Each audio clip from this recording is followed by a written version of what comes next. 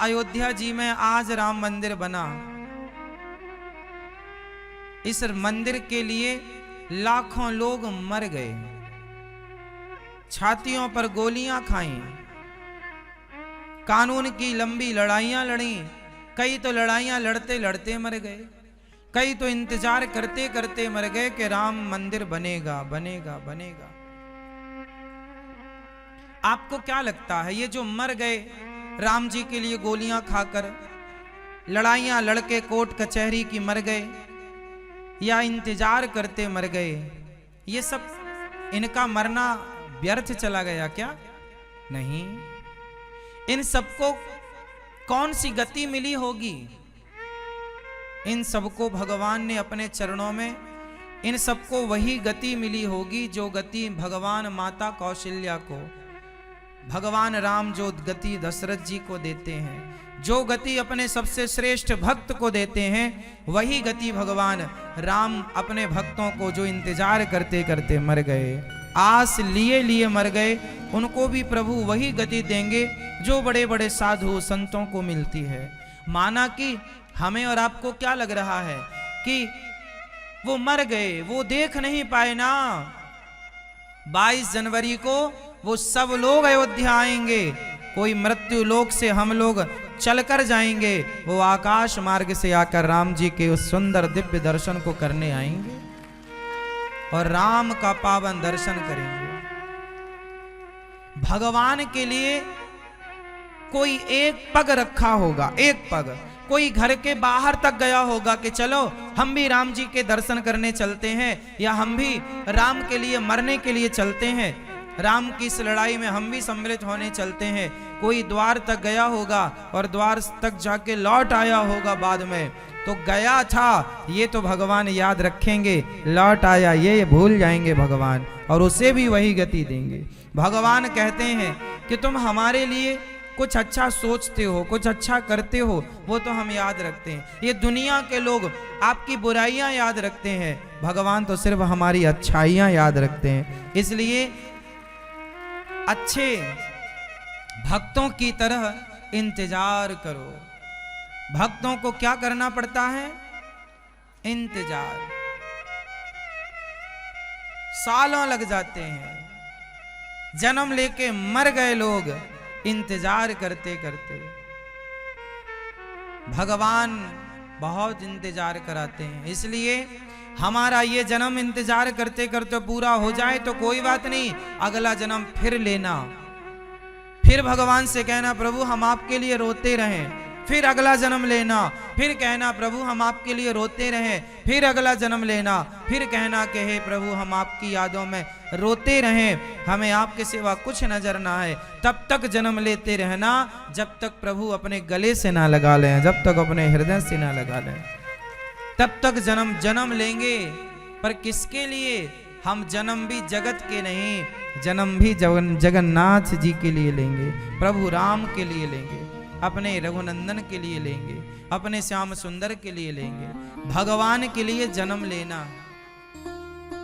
भगवान ने मुझे अनिरुद्धाचार्य को भेजा कि जाओ तुम सबको हमारी कथा सुना करके सबको आनंदित करो। भगवान ने हमें भेजा, हम वो कार्य कर रहे हैं।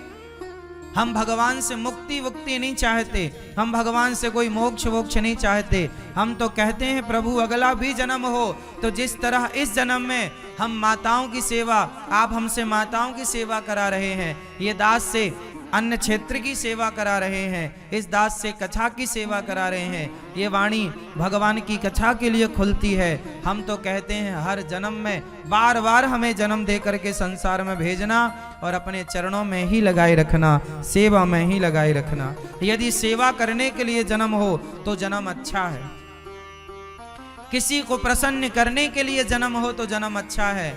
हम जन्म लेकर आए और किसी को मारें, किसी को सताएं, किसी को अपमानित करें, किसी की चोरी करें, तो वो जन्म लेना व्यर्थ है।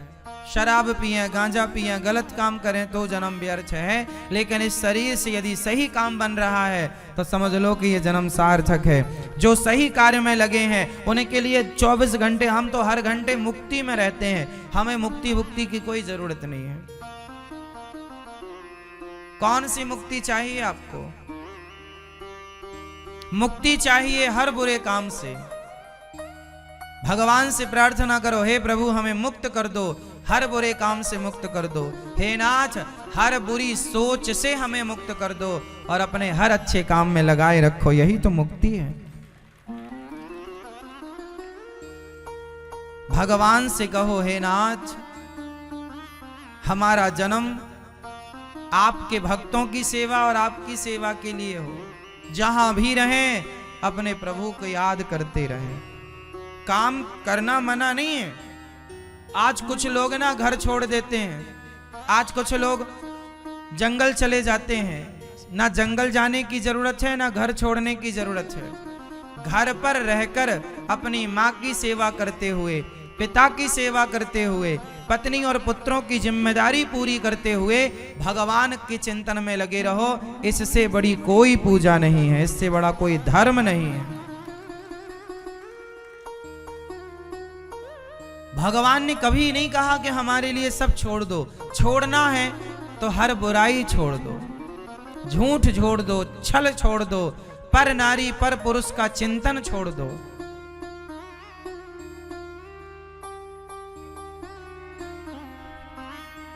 कर्म छोड़ के अर्जुन भाग ही तो रहे थे। मैं युद्ध नहीं लड़ूंगा, भगवान ने कहा लड़ना पड़ेगा। भगवान कृष्ण क्या कहते हैं? कर्म करो। आप लोग कर्म करते हैं कि नहीं? खूब काम करो, खूब सारा पैसा कमाओ, खूब नाम कमाओ। कम पैसा कमाते हो आप, ज्यादा पैसा कमाओ, परंतु याद रहे कि उस पैसे का केवल सदुपयोग करना है। पैसा ज्यादा कमाना क्यों जी? पैसा कम कमाना चाहिए कि ज्यादा? बताओ। पैसा कम कमाना चाहिए कि ज्यादा? जोर से। ज्यादा। पैसा ज्यादा कमाओ और ज्यादा पैसे से ज्यादा क्या करो? सेवा। ज्यादा पैसा होगा आपके पास तो आप ज्यादा सेवा करेंगे, कम पैसा होगा आपके पास तो आप कम सेवा करेंगे। इसलिए आपके पास ज्यादा पैसा होना चाहिए। ज्यादा पैसा हो तो ज्यादा सेवा करो समाज की। भूखे को ज्यादा से ज्यादा रोटी पहुंचाओ, ज्यादा से ज्यादा निर्वस्त्र को वस्त्र दो, ज्यादा काम आओ समाज के। अच्छा बताओ, आपकी जरूरत समाज को है या नहीं? आपकी जरूरत, आपकी रोटियों की जरूरत समाज को है या नहीं? हाँ या ना? यदि आपकी जरूरत हम किसी के काम आ जाएं, बस ये भाव रखो। भगवान की भक्ति माला ही जपना नहीं है। क्या हम किसी के काम आ रहे हैं?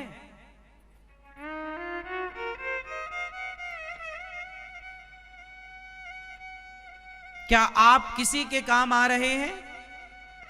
अपनों के काम ही नहीं, समाज के, दीन दुखी के, परोपकार की भावना लेकर समाज में निकलो। आज भगवान ने मुझे दिया है तो मैं समाज की सेवा में लगाऊं। मैं 2 रोटी कम खाऊं पर आपको ज्यादा खिलाने का भाव रखो। हमारा धर्म, हमारी संस्कृति ये नहीं कहती कि जी तुम कुछ मत करो, राम राम राम राम राम राम राम राम जपो ना। कुछ ना करके राम राम नहीं, कुछ करते हुए राम राम जपना है। मैं कुछ नहीं करूंगा, केवल राम राम राम राम जपूंगा और मैं सब काम करूंगा अच्छे, और सारे अच्छे काम करते हुए मैं राम राम जपूंगा। तो बताओ कौन सा राम राम जपना श्रेष्ठ है? एक तो ये राम राम के जी मैं कुछ नहीं करूंगा, ना पत्नी का ख्याल, ना पुत्र का, ना माँ का, ना बाप का, ना समाज का, मैं कुछ नहीं करूंगा, किसी का कुछ नहीं करूंगा, केवल मैं राम राम राम राम राम राम राम राम राम राम जपूंगा। और एक ये है कि मैं हर कार्य करूंगा, माँ की सेवा भी करूंगा, पिता की सेवा भी करूंगा, पत्नी और पुत्रों की जिम्मेदारी भी पूरी करूंगा, और समाज को सही मार्गदर्शन करते हुए, कोई भटक गया, कोई भूखा है, कोई निर्वस्त्र है, उसको वस्त्र देकर, भूखे को भोजन देकर, प्यासे को पानी देकर, ये सब कुछ करते हुए फिर मैं राम राम राम राम जपूंगा। कौन सा राम राम जपना श्रेष्ठ है? बताओ बताओ, कुछ बोलेंगे नहीं? कुछ ना करते हुए राम राम जपना या सब कार्य करते हुए राम राम जपना? श्रेष्ठ जप वही है जो हर कार्य। दशरथ जी गृहस्थ थे, वशिष्ठ जी गृहस्थ थे, गृहस्थ में रहकर गृहस्थी की जिम्मेदारियां पूरी करते हुए, परंतु कार्य ईमानदारी। देखो यहां पर आज सबसे ज्यादा क्या है, आज लोग बेईमान हो रहे हैं। 99% लोग बेईमान हैं। ना तो गृहस्थी बुरी है ना तो कर्म बुरा है, लेकिन जब गृहस्थी और कर्म धर्म से जुड़ी हो तो, और धर्म से जुड़ा हुआ व्यक्ति कभी झूठ नहीं बोलता, क्योंकि धर्म है ना दूसरा सत्य समाना। आज परेशानी क्यों है? लोग कहते हैं महाराज जी हम पूजा पाठ बहुत करते हैं, कोई फल ही नहीं मिलता। तुम दिन भर राम राम जपो और दिन भर राम राम जपो और दिन भर झूठ बोलो, दिन भर छल कपट करो, तो उस राम राम का अर्थ क्या है? बताओ। कोई झूठ बोले और राम राम जपे तो उस राम राम का अर्थ है? 100 बार राम राम बोलने की जरूरत नहीं है साहब। तुम सच्चे राह पर चलो, कभी झूठ ना बोलो, ईमानदारी की रोटियां खाओ और फिर एक राम बोल दो, वो 1 करोड़ के बराबर है। एक। और तुम दिन भर राम राम जपो और झूठ बोलो, छल करो, कपट करो। आज इसलिए तो भक्ति का प्रभाव समाज में दिखता नहीं है। भजन रोज कर रहे हैं, आप लोग क्या कहते महाराज जी हम तो माला खूब जपते हैं, हमें तो भगवान मिले नहीं, हमारा तो भगवान का साक्षात्कार नहीं हुआ, कुछ फर्क ही नहीं पड़ा। क्या तुम्हारे जीवन में धर्म उतरा है? क्या तुम सत्य के राह पर चले हो? क्या तुम्हारे अंदर से छल कपट गया है? तुमसे किसने कहा कि तुम दिन भर राम राम जपो? तुमसे कहा जाता है तुम झूठ छोड़ दो, हर गलत काम छोड़ के केवल एक बार सच्चे मन से एक राम का नाम जप लो, वो एक बहुत, लेकिन ईमानदारी से। कर्म करता हुआ व्यक्ति, एक बार क्या हुआ, नारद जी वैकुंठ गए, वहां भगवान एक कागज पर, एक भोजपत्र पर कुछ बना रहे थे। तो नारद जी ने यूं ही पूछ लिया, प्रभु आप क्या बना रहे हैं? भगवान बोले कि मैं भक्त के लिए घर बना रहा हूं, ड्राइंग तैयार कर रहा हूं, फिर विश्वकर्मा से इसी नमूने का सुंदर सा दिव्य लोक बनवाऊंगा और लोक अपने एक भक्त को दूंगा। नारद जी बोले लगता है हमारी तैयारी चल रही है, हमारे लिए भगवान घर बनवा रहे हैं, क्योंकि हम बहुत बड़े भक्त हैं भगवान के, हमसे भी बड़ा कोई होगा। चलो, नारद जी तो जिज्ञासु हैं। नारद जी ने कहा प्रभु क्या नाम है उस भक्त का? भगवान बोले भक्त का नाम नहीं बताएंगे। नारद जी बोले प्रभु बताओ क्या नाम है उस भक्त का? भगवान बोले उस भक्त का नाम है रामदीन। रामदीन। अच्छा,